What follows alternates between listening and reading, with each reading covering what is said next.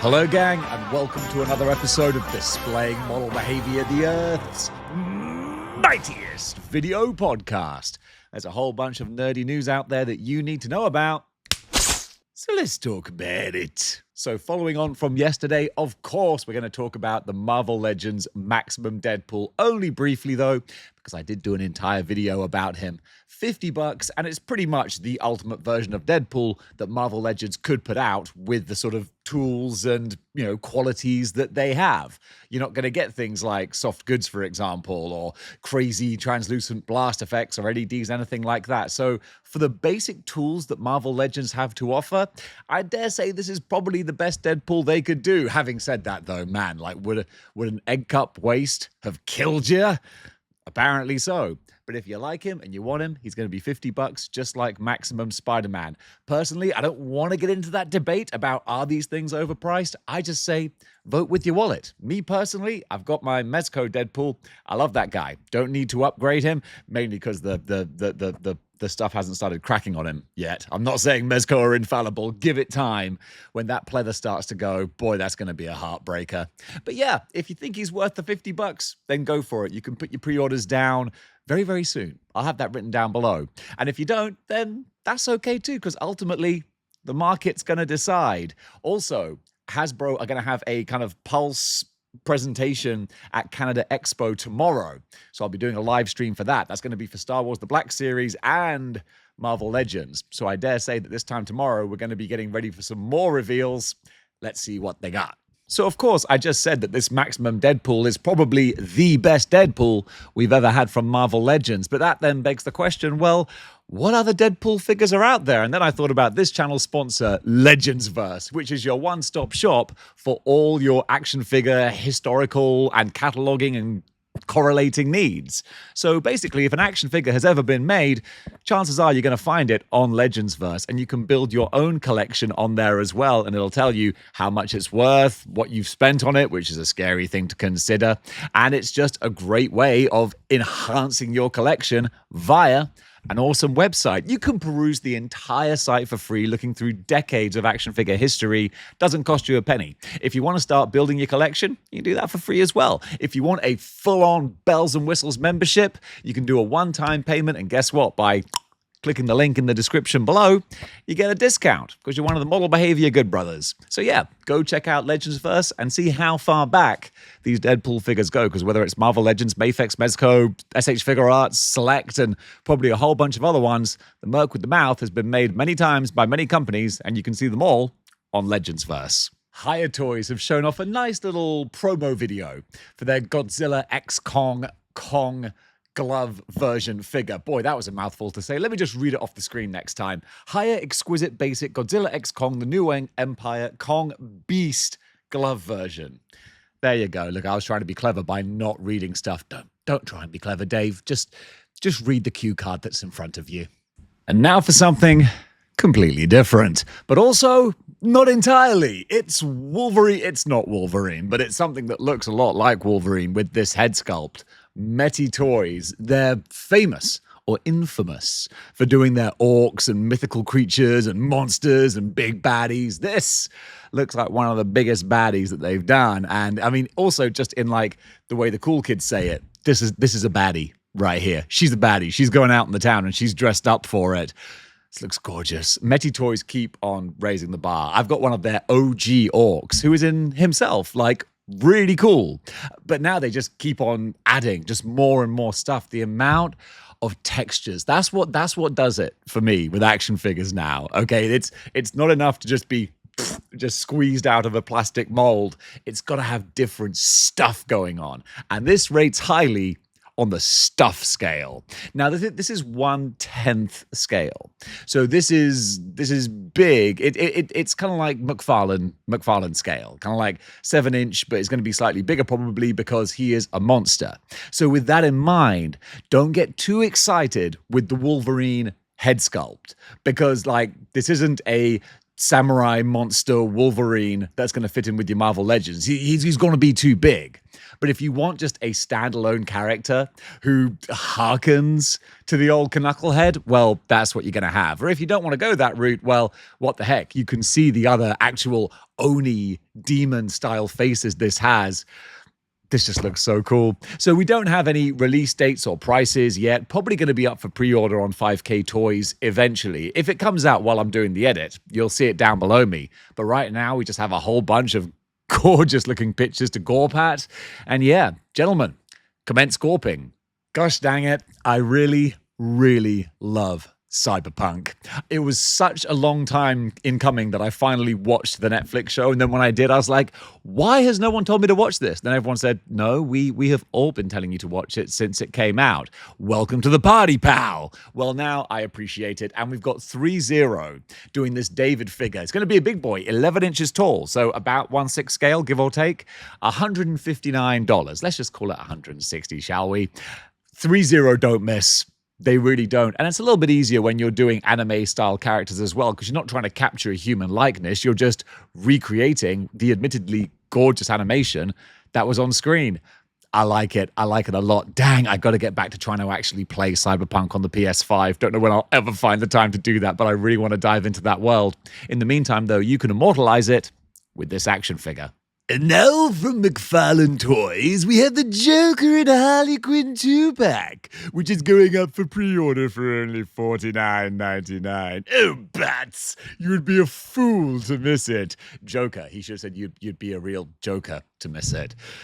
This is why I don't write scripts. But McFarlane is making a lot of action figures. So yes, of course, we have the Mad Love Joker and Harley Quinn 2-pack. McFarlane Toys, I'm not a huge fan, but when they do animated things like this, kind of like I've been saying about other type of lines, that was almost a sentence there. Well done, Dave. No wonder you're a professional YouTuber. When it's animated, you don't have to worry so much about capturing human likenesses. That's what I was trying to get at. You can translate what was on screen to a physical product much more effectively, I feel. And I feel like they've done a good job with this. So yeah, $50 for 2 action figures. That's kind of the going rate these days. And this, it's a decent looking 2-pack. Now, I didn't realize McFarlane are doing something a little bit different with these 2 upcoming releases. We've got the DC Direct Obsidian and Mr. Bones, but with lithographs, or lithographs, if you will. So let me just read the blurb so I get it right here. 2 new gold label figures. This is what, it's a new format. And instead of a full comic like the Page Punchers, it includes a double-sided lithograph featuring the characters. Figures are still DC Multiverse style, though. I'm just reading this from Toy Arc. Exclusive to McFarlane Toys store. So you got to go online for this one. But hey, I think a lot of us do that for our figures anyway.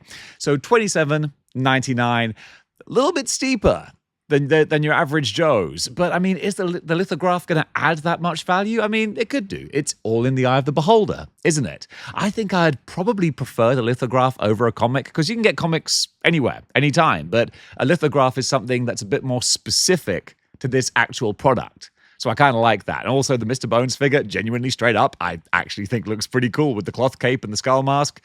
Yeah, I'm a simple creature, and this kind of ticks all those boxes. So these should be ready to ship around about October, well, this year, so not long.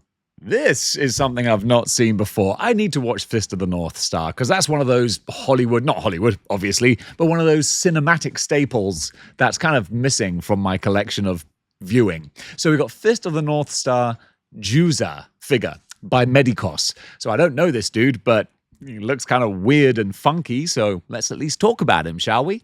So this is scheduled for release in May of next year, and the figure's priced at 10,120 yen, which I can tell you from experience is going to be probably about sort of $60, but then you throw on import fees and, oh, it's right in front of me actually, $68. There you go. The value of the yen is slowly going up. It's been garbage for the last few years. So yeah, if you're a Fist of the North Star person, then you already know. And if you don't know, I can't tell you because I've not watched it. But this does look kind of fun. Hot Toys are showing off their brand new Wednesday Addams figure from the Netflix Wednesday TV show. Looks pretty good. I mean, it's Hot Toys. Of course it does. It was kind of funny. I was talking about a NECA Wednesday Addams, few months ago now, actually. But I've got to admit, I did what I sometimes do, which is take a glance at the news, talk about it, see some pictures, and then move on. And I said, hey, this looks like a pretty good version of Wednesday. And then someone in the comments said, really, Dave? Really? And then I went back and looked closer at the pictures, and I was like, oh my God, what did they do? Like, the poor Jenna Ortega. Why did NECA play her like that? But this is a better version, a better way of capturing the likeness. I mean, of course it is. It's larger scale and much more high-end. So pre-orders should be going live pretty soon. You can check out the Sideshow Collectibles website, and then, yeah, put down a pre-order if you wanna. You know, it's not even Halloween yet, and we got some creepy stuff on this episode. And hey, look, some folks might not find it creepy. That's cool. But for me, just the porcelain-faced ghost girl in a maid costume, no, that's scary. I would have trouble sleeping with this lady in my room. But if you don't, then you're going to be able to pick her up from Damtoys. I'm actually a big fan of Damtoys. I'm looking at little Damtoys over on my shelf right now. So this is the 1/6 scale Phantom Cypher Zero Trace Angelica, original story collectible figure. So it's got a bit of a Nier Automata kind of vibe. I know it's not in the slightest, actually. The more I think about it, the less of a Nier Automata vibe it has. There's a whole bunch of stuff going on with this. It's a silicone body as well, so seamless and squishy. I'm a fan of silicone bodies. I am. I think that's like super high end now. I dig that. So there's no denying the quality and craftsmanship that's gone into this, but it's just, I don't want those eyes following me around the room. And also she's packing heat and grenades too. So yeah, I wouldn't like my chances. Art of the action figure, baby. It doesn't stop looking as sweet as it always does. Underverse, just continue to crush it. And with crushing it, I mean crushing our wallets, because they charge a pretty penny for these things. But I just love the really kind of sad melancholy. Does it say something about me? Maybe I'm such a bright, cheery disposition of a human being that I actually love seeing just real dark, weird, subversive stuff. I'm like, yeah, this is cool. So this is the Underverse Adventure Cartel Stain Cyril 1/6 scale figure. Like all their stuff, it's just beautiful artistry and artwork. Yeah, looks like stop motion animation puppets brought to life, but not in a scary way. Then again, I've got a few scary things in this video, so you can chuck him in there too. Okay, this is the last scary thing for this video, at least. And just why? I mean, yeah, it looks beautifully made, and if you're a fan of beautifully made figures, okay, I get it. That answers the why for me. But also, why? It's bad enough having like a child-looking figure that, you know, that in itself is kind of scary. But this is literally a zombie hopping vampire Chinese baby. And then in one of the pictures, it's dressed up in sunglasses and a shawl, which only makes it creepier. Like it's trying to pass itself off as a normal, non-threatening human thing. No is my bottom line on this. Let me tell you what it's actually called. This is Big Dog Studio, all right? The Phantom Family, 1/6 scale mobile collection soldier. All right, a scary thing by any other name would still be as terrifying, and that's what we're looking at here. You know, it's interesting, with all the toy news kind of coming out and bombarding us, just quietly in the background, Savage Crucible have just been releasing some really awesome stuff. So up for pre-order now is the Savage Crucible Series 3 set of action figures. So yeah, I had one of the original series in hand a long time ago, but they're really good.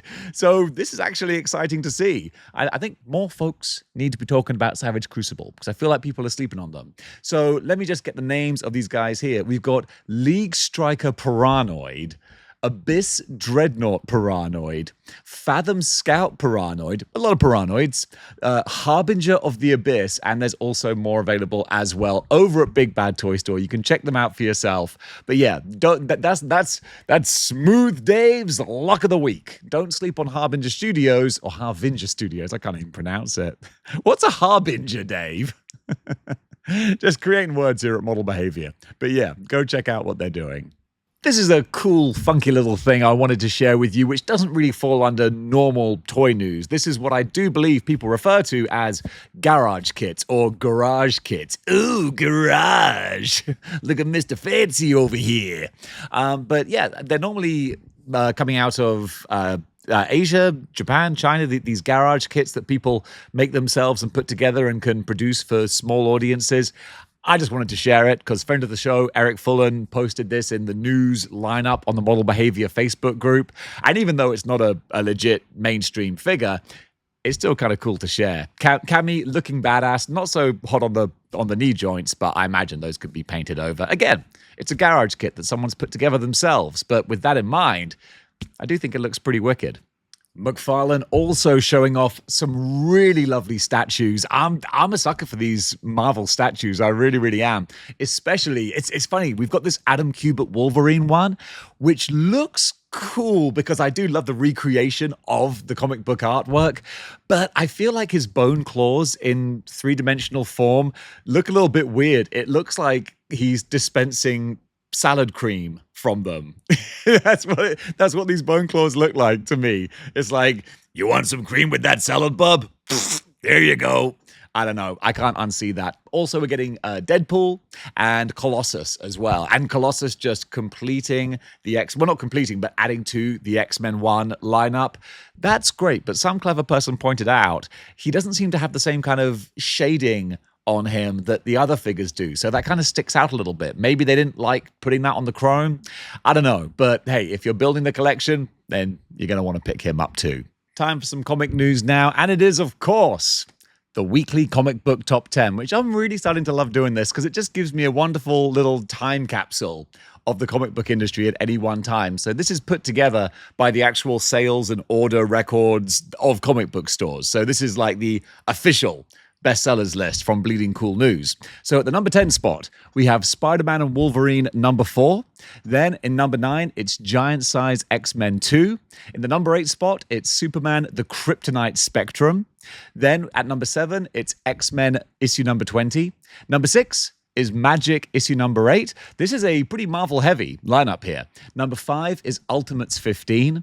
Then at the number 4 spot, we've got Transformers 23. Following that, kicking off the top 3, it is Ultimate Spider-Man Incursion number 3. Then at number 2, it's Predator Kills the Marvel Universe number 1. And then finally, Fantastic Four number 2 in the number 1 spot. Nice to see Marvel's first family at the top of the charts. And also with Predator Kills the Marvel Universe, that's one of those interesting ones. I've seen some of the preview pictures, and it's totally a case of answering, well, who would win in this fight or this fight? The answer is whoever the writer wants you to, because it looks like the Predator is just blowing people away left, right, and center with his shoulder cannon, where in any other comic, all these heroes would have a counter to it. But hey, this is the Predator's comic, and he is murking people left and right. And honestly, that looks kind of fun. And that does it for this week's Top 10. Predator Badlands, one of my most hotly anticipated movies this year. Before it hits cinema screens, we're going to get a prequel comic from Marvel. So we are going to get Predator Badlands by Ethan Sachs and Elvin Ching. This is going to be an official prequel to the movie that's coming out in November. So the synopsis reads, the story follows a young Yautja sent to retrieve tech from a wrecked ship, uncovering a deadly threat inside. There's more rumblings and rumors that they're going to have an alien crossover coming up again soon. It's a good time to be a fan. This story serves as a prelude to the film, expanding the Predator universe with new characters and fresh storytelling. All right, I'm all on board with everything Alien and Predator right now, so more of this? Yeah, I'm looking forward to it. Over in Marvel Comics, we are expanding our Captains of Countries characters. It's easy for me to say. In the current Captain America run by Chip Zdarsky and Frank Alfizer and Delo Diaz. I shouldn't try sight reading things off the cuff. But we're going to get some new captains introduced that make up the United Nations Security Council. So we're going to get Captain Kingdom, representing the United Kingdom, Captain France, obviously representing France, Red Widow, who of course is representing Russia, and the Star representing China, and also this whole group is dubbed United Captains. They'll assemble with Captain America to keep Latveria from falling into chaos. This is obviously post One World Under Doom. Bringing Captain America's bold new era to present day in full force. This is just the official write-up. The storyline positions him as a pivotal player in determining the current state of the Marvel Universe and is essential reading for major events coming next year. Well, that's Marvel, always prepping from one mega crossover event to the next one. But some of these designs here, I kind of dig them. I think the Captain Kingdom, yeah, he looks kind of funky. He's got a bit of a Peaky Blinders haircut going on. Captain France, Red Widow, the Star. Yeah, you know what? I'm going to keep an eye on these comics. For all you Marvel vs. Capcom fans, I got a little Christmas present coming up for you. Releasing in November, we're getting Marvel vs. Capcom Ultimate Complete Works. This is a hardcover book, 336 pages. Oh my goodness. Well, it's going to cost $60, but hey, it's a hardcover coffee table type book. So I'm going to give you the little write-up here. New, updated, and upgraded hardcover edition with over 140 new pages, chronicling artwork from all the different Capcom Marvel games, not just the X-Men Street Fighter ones, but Punisher as well. This looks like a real treasure trove. And honestly, I wonder if it's going to be coming out in the UK, because that might be a serious Christmas present. To who? To me. I mean, they say it's better to give than receive, but honestly, I enjoy doing both. So you can take that out of context. But yeah, this looks like a really cool set. I'm going to see if I can get my hands on it. And folks, that does it for Good News for today. What did you think about the items covered? Comment below and let me know. And if you like what you see here and you want to see more, then you know what you got to do. You got to join the 6-1 Clicks by clicking the like, share, and subscribe buttons. And if you want to doubly support the channel, then you can do by getting yourself a YouTube Model Behavior channel membership. By getting one of those little dealies, then you can help support the channel, therefore giving me more time to spend making these videos and less time doing the other jobs that I need to keep the bill collectors at bay, as we all have to do. So, gang, thank you so much for all of your support. And until next time, keep displaying model behavior.